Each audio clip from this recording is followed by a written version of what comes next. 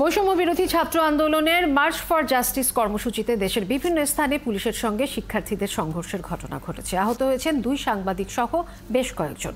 এ সময় পুলিশ কয়েকজনকে আটক করেছে। সহকর্মীদের তথ্য ছবিতে প্রতিবেদন। বুধবার সকাল থেকেই মার্চ ফর জাস্টিস এর কর্মসূচি বাস্তবায়ন করতে চট্টগ্রাম আদালতের দোয়েল চত্বরে জড়ো হন শিক্ষার্থীরা।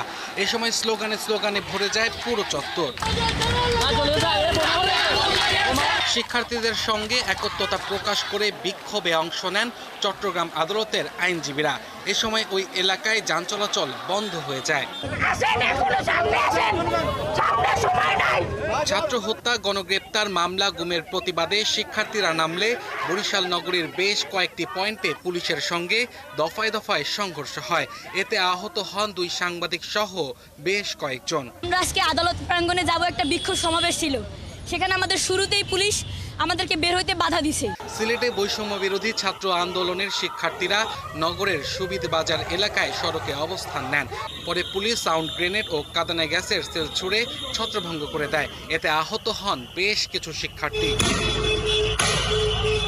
দুপুরে শিক্ষার্থীরা খুলনায় রয়্যাল মোড় ও 7 রাস্তা মোড় এলাকায় বিক্ষোভ শুরু করেন। পরে পুলিশ তাদের উঠিয়ে দেওয়ার চেষ্টা করলে ধাওয়া পাল্টা ধাওয়া শুরু হয়।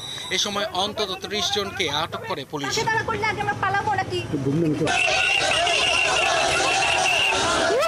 যশোর পৌর পার্কের সামনে শিক্ষার্থীরা 9 দফা দাবিতে বিক্ষোভ করেন। এ সময় পুলিশ সুপারের অফিসের সামনে গেলে শিক্ষার্থীদের উপর লাঠিচার্জ করে পুলিশ।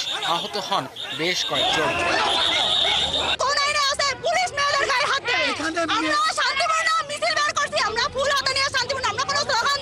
ঠাকুরগাঁও আদালত এলাকায় মহাসড়কে অবস্থান নেয় আন্দোলনরত শিক্ষার্থীরা।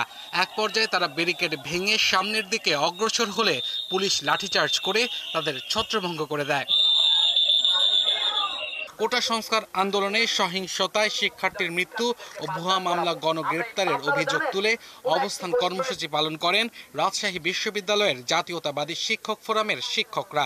ক্যাম্পাসের বিভিন্ন সড়কে করেছেন মৌন মিছিল। আব্দুল আল মামুন, ৭১।